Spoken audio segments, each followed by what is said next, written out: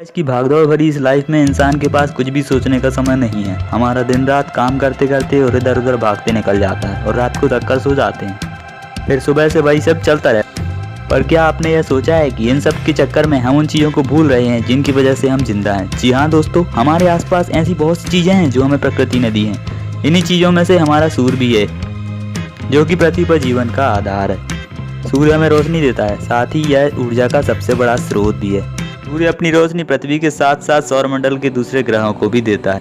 सूर्य के बारे में जानना इसलिए भी जरूरी है क्योंकि इसी ने हमें जीवन दिया है और हमारी सारी दिनचर्या इसी पर निर्भर है। अगर सिर्फ एक दिन सूरज अपनी ऊर्जा देना बंद कर दे तो पृथ्वी बर्फ का गोला बन जाएगी। हम आज यही जानने वाले हैं कि आखिर सूर्य का जन्म कब और कैसे हुआ। तो हे गाइस, मेरा नाम है निखिल और आप देख रहे हैं हमारा YouTube channel fly with the science. इस चैनल पर हम स्पेस और साइंस से रिलेटेड वीडियोस डालते हैं। आप इस चैनल को सब्सक्राइब जरूर करें। सूर्य हमारे ब्रह्मांड यानी कि मिल्की वे का हिस्सा है। अरबों साल पहले अंतरिक्ष में धूल और गैस के बादल इकट्ठे हुए थे। किसी बल के कारण यह बादल एक दूसरे से जुड़ने लगे और सिकुड़ने लगे। आप तो ये जानते ही हैं कि हमारा जन्म बिग बैंग से हुआ है। हमारी गैलेक्सी और ब्रह्मांड के सभी ऑब्जेक्ट बिग बैंग से ही पैदा हुए। की बात करें तो इसमें बहुत सारी गैसें और धूल के कण इकट्ठे होते गए, जिससे यह ठोस होते गए। इनमें गुरुत्वाकर्षण बल पैदा हुआ। हाइड्रोजन और हीलियम जैसी गैसों की क्रियाओं से ऊर्जा उत्पन्न होने लगी। इसी को हम आज का सूर्य कहते हैं। बाकी के बादल से अन्य ग्रह बने और सौरमंडल में मौजूद हमारी पृथ्वी भी बनी। अब 4.5 अरब साल पहले जब सूर्य का जन्म हुआ। पर क्या आपको पता है कि सूर्य पर कोई भी सतह नहीं है, यह पूरा गैस का बना है। अगर सूर्य में सारी ऊर्जा खत्म हो जाए तो इसका आकार पृथ्वी के समान हो जाएगा। सूर्य में 74% हाइड्रोजन, 24% हीलियम और 2% अन्य तत्व मौजूद हैं। इतने सारे हाइड्रोजन के कारण ही यह इतनी ऊर्जा पैदा करता है। सूर्य का प्रकाश हमारी पृथ्वी तक पहुंचने में 8 मिनट 22 सेकंड का समय इसी के कारण लगता है। हमारे सौरमंडल में 8 ग्रह हैं। वह सभी सूर्य के चारों ओर चक्कर लगाते हैं। इसका कारण है सूर्य का गुरुत्वाकर्षण बल। अगर यह गुरुत्वाकर्षण बल नहीं हो तो हमारे सारे ग्रह सूर्य के से दूर होकर अंतरिक्ष में इधर उधर चले जाएंगे। लगभग सभी ग्रहों पर अपना अपना गुरुत्वाकर्षण बल है, पर सूर्य का सबसे ज्यादा है। सारे ग्रह सूर्य से सही दूरी पर हैं। यह ना तो सूर्य के पास आ सकते हैं और ना ही सूर्य से दूर जा सकते हैं। सभी अपनी अपनी कक्षाओं में बिना एक दूसरे से टकराए घूमते रहते हैं। सौरमंडल के सारे 8 ग्रह और 166 उपग्रह, कई धूमकेतु और उल्कापिंडों को भी मिला दिया जाए तो भी ये सूर्य के सामने कुछ भी नहीं। वैज्ञानिकों के अनुसार सूर्य इतना बड़ा है कि इसमें 13 लाख पृथ्वियां समा सकती हैं।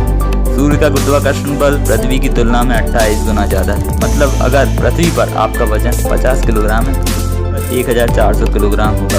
अगर पृथ्वी सूर्य का चक्कर लगाती है उसी प्रकार सूर्य भी किसी का चक्कर लगाता है। प्रकृति का नियम ही है कि हर बॉस का एक और बॉस होता है। हमारे सौरमंडल के सभी ग्रह अगर सूर्य का चक्कर लगाते हैं तो सूर्य भी इन सभी ग्रह को साथ में लेकर ब्लैक होल का चक्कर लगाता है। हमारी गैलेक्सी में कई सारे सूर्य और उनके आसपास उनके ग्रह मौजूद हैं। इनमें से कई पर जीवन मौजूद हो सकता है। यह हमारे सौरमंडल से इतने दूर हैं कि हमें वहां तक पहुंचने में ही अरबों साल लग जाएंगे।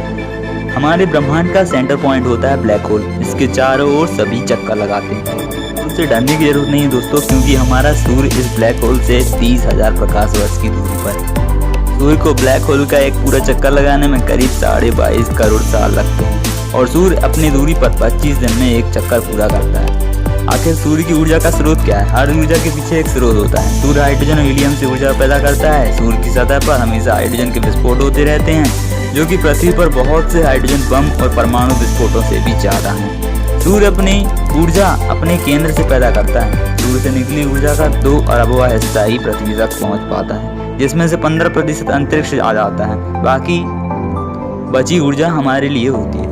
सूर्य हमारे जीवन का आधार है। यह हमारे गैलेक्सी का हिस्सा है। हमारे विशालकाय ब्रह्मांड में बहुत सारे सूर्य हैं। रात में जो तारे दिखाई देते हैं वह हमारे सूर्य से भी बहुत बड़े हैं। बात से हम अंदाजा लगा सकते हैं कि मानव इनके आगे कुछ भी नहीं है। हमारी सोच और विश्वास यह कहते हैं कि इन सबको व्यवस्थित चलाने में किसी शक्ति का हाथ हो सकता है, जिन्हें हम ईश्वर कहते हैं।